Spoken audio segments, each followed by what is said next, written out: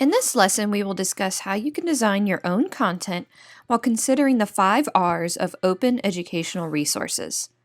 This video is part of a complete lesson.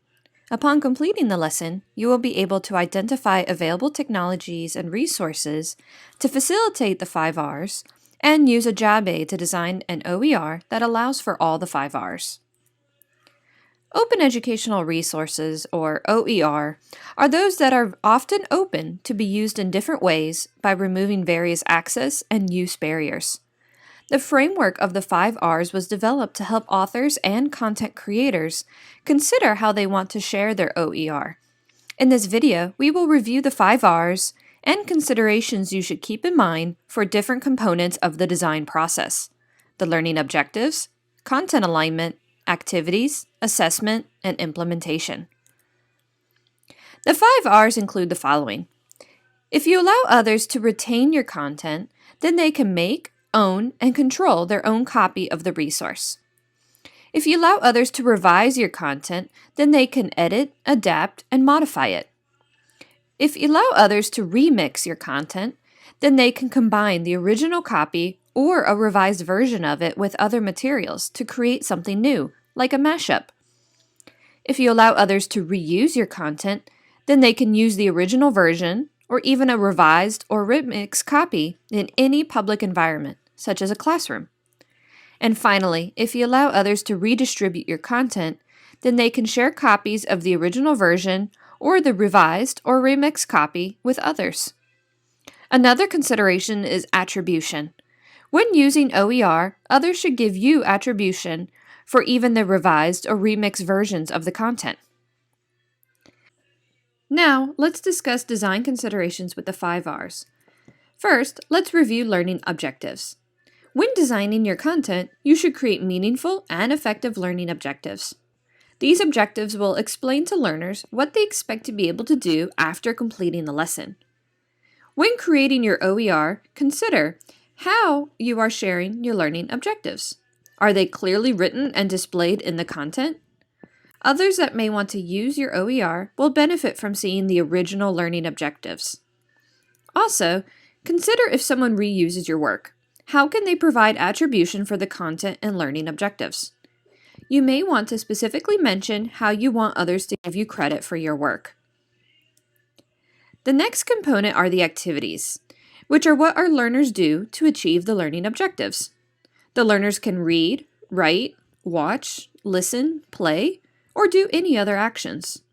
For each learning objective, you should choose the appropriate resources that will support your learning's achievement and learning.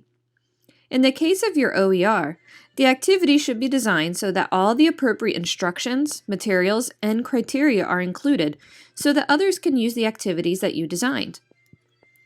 When considering your activities, be sure that your content is consistent, especially when remixing content from different authors.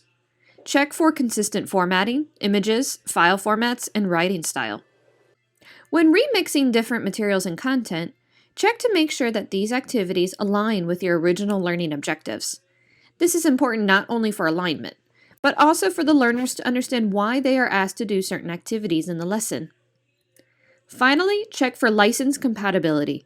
Does your remix content use the same Creative Commons licenses? Next, let's discuss assessments. The line between activities and assessments may be blurrier than you think. Depending on the stakes, assessments become either activities supporting learning or assessments supporting grading. When you create assessment in your instruction, you need to consider openness. In regard to time, consider when you should license your work and share the assessment. Remember that once you license your work with a CC license, that you cannot later revoke it. Consider how you will share your assessment. Is it designed in an accessible format so that others can use it? You may want to consider sharing the plain text file of the assessment instructions, questions, and answers. How should your assessment be attributed? Remember what kind of license it has, and how should you give the original author credit? And how do you want others to give you credit for the assessments that you've created? Finally, how will you decide copyright for your own assessments? If the assessment was designed for learning objectives, you may not want others to remix the original assessment, since it may reduce its validity or reliability. The next design consideration is the alignment of the different components of your content. The three components of a lesson should be aligned or connected to each other. In the case of OER, the objectives, activities, and assessments should be clearly aligned so that others can see the alignment and understand it. Therefore, when developing your OER, especially if you are remixing and reusing other content, check to make sure that there is alignment between the three components. Since OER is designed for different purposes, when remixing content, you may need to edit it for your purposes and learning objectives. Finally, you should consider, how does all these design materials get implemented?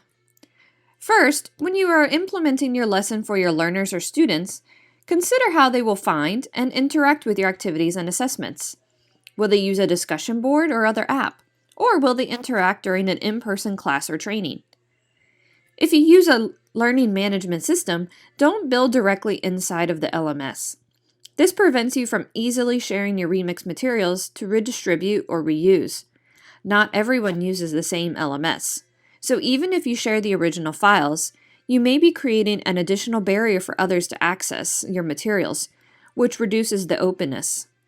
Finally, consider how will your learners access the materials when they're offline. Can they retain the materials in a downloadable or printed format? Remember, the first R is retain, so consider how will others be able to control their own copy of the content. Thank you for watching. This content was produced by the EME 5250 group, copyright 2020. Licensed under the Creative Commons Attribution Non-Commercial Share-alike 4.0 International License. The material is based on an original writing and presentation by David Wiley, which was published freely under a Creative Commons Attribution 4.0 license, and the links to these materials are listed on this slide.